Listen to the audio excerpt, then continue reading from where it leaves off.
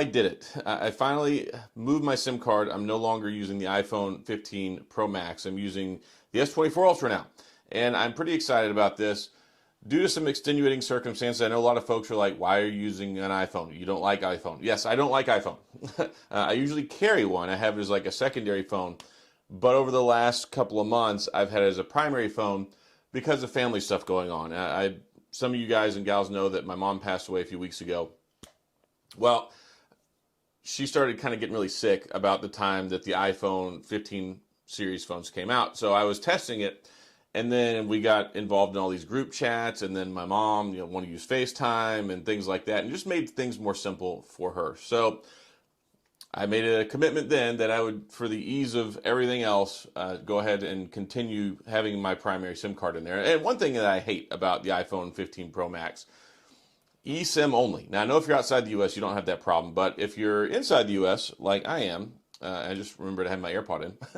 If you're inside the U.S., like I am, you're stuck with a eSIM only, and I think, quite frankly, that's garbage. Now, the S24 Ultra, thank goodness, it has eSIM and it has a physical SIM.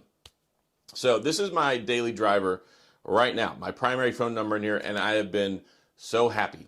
And I've really enjoyed using this phone. This is not my full review or anything, but I wanted to talk about it because it's a big thing. Me, especially switching to a Samsung phone. Normally, I like my Sony Xperia 1 Mark V. There's other phones that I like, but this phone just came out. I'm testing it, using it as my primary phone. I will have my full review coming out soon, but you also probably notice, for those of you who know that I normally record with the iPhone and Samsung are both in hand right now. I finally am recording my first ever video with my Panasonic Lumix S2. So I bought this camera right before CES. I thought I'll go ahead and switch over and start trying to use a regular camera. I think it looks better. I think there's more versatility. I don't have to worry about what phone my SIM card is in or what I'm recording with, because I can hold them both up and talk about them. So why the S24 Ultra? Well, one, it's the latest and greatest phone. So I'm going to test that out. That's one reason. I do like Android. I do enjoy One UI. And of course, I've got the Pixel 8 Pro, Sony Xperia 1 Mark V. I got the OnePlus 12, OnePlus 12R. I just released my full review on that yesterday. And I've been enjoying using this phone. The cameras, I think, are better. I think they've improved the shutter speed. Of course, I like the S Pen. And I talked about this the other day. I lost my S Pen from my Z Fold 5, and I've talked about this for a long time. My Z Fold 5 has completely replaced any tablet usage that I've had. So I like the Z Fold. I like having a foldable phone because I can do all that stuff. Basically, it's like a tablet on the go. It's easy to edit my thumbnails. So now I'm using this. I'm using the S Pen with the S24 Ultra to edit my thumbnails, and I don't know. I like this phone. There's a lot of stuff I like about it. There's things that do, of course, frustrate me. I know I made the video when it first came out saying that Samsung was ripping us off because the AI features that are in here are only until the end of 2025. After 2025, they're going to start charging for that. And they really didn't talk about that in the keynote. They were happy to talk about AI, but they weren't happy to talk about how it's only free for basically less than 2 years. So there is that. I don't like that. I don't like that they raised the price, but hey, I get it. There's titanium in here now.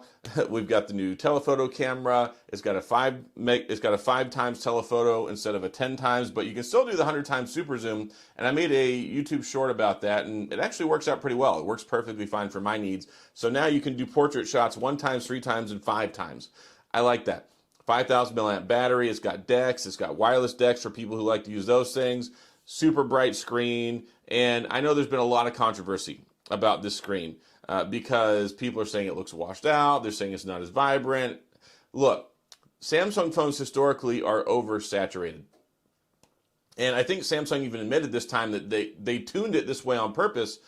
I'm perfectly fine with it. I think that it looks good. I think that it looks more neutral. I think that it's not like everything's not just popping out like you're going into a candy shop and all the colors are turned up super vibrant. So, but the problem is, you should be able to change it yourself. And it seems like the color tuning settings just are not very effective. I did make a video talking about how you can adjust the settings for more contrast, which if you want to watch that, check out my video from last week where you can go in developer settings. I show you how to go to developer settings, and I show you how to turn on the contrast to high mode. By default, it's set on like low.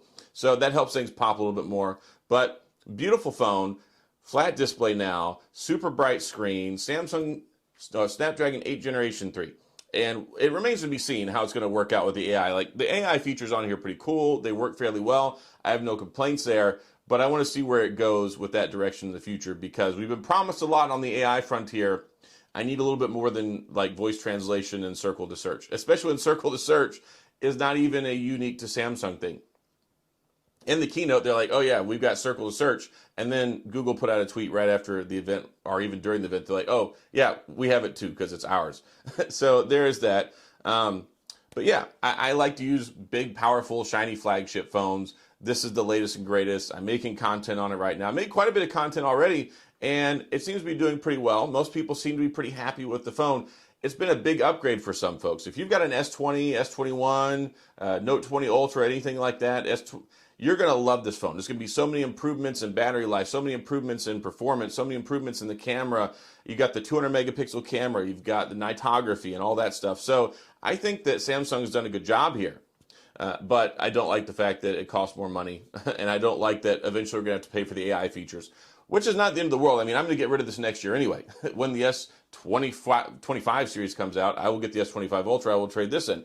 That's what I do. Samsung doesn't send me phones, so I got to buy these, and when the new one comes out, I just, well, trade the old one in, and I go ahead and get that. Trade-in values are pretty good.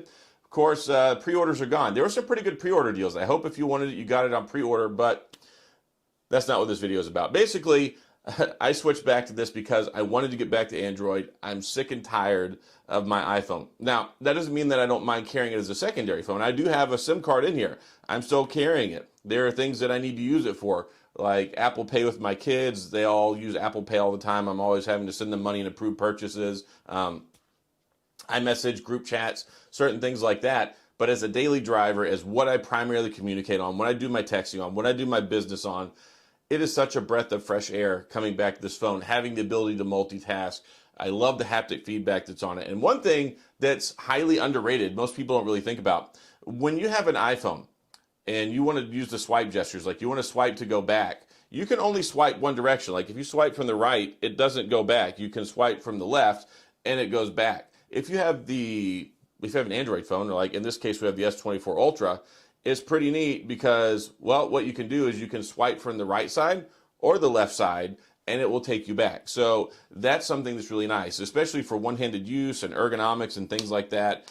There are a lot of nice features with this phone. I'm going to be using this for a little while. I don't know if I'll switch back to another phone. Of course, it's always new phones, right? Like I got confirmation today that Oppo's sending me the Oppo Find X7 Ultra, which I'm really excited about. And I can't wait for that to get here. I've got some other secret hush-hush phones coming, so it's kind of hard for me to ever really have my SIM card in one phone permanently, but that's the nice thing about this one is I have a regular SD card in here, or a regular SIM card. I don't have to worry about going to AT&T, going to T-Mobile, going online, doing all this eSIM transfer BS that just further Apple uses as a tool to try and lock you into their phones, because it makes it harder to get away from it.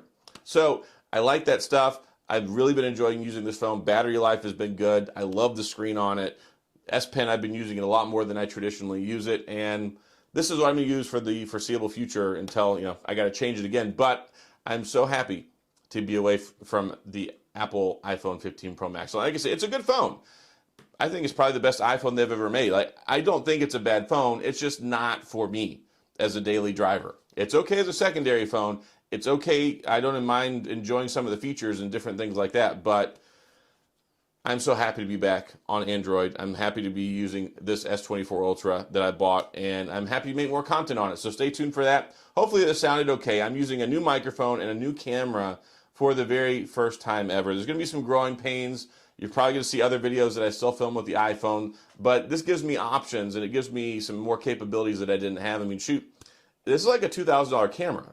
It was normally like $2,000 or $2,200 or something. It's the S5, and I got the kit with the kit lens. I think I paid like $1,500 for it. So just more investments to try and make better content, and we'll see how this goes moving forward. But honestly, I don't know what it looks like right now. Like, I can see myself, but I'm curious what it's going to look and sound like whenever I get over to my computer. And despite the fact that I have a good microphone for my iPhone, despite the fact that XYZ, there's always people saying, your sound sucks, get a better microphone, blah, blah, blah.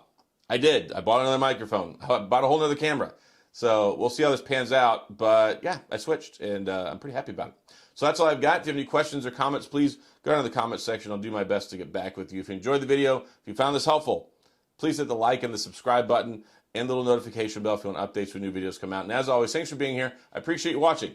I'll see you guys next time.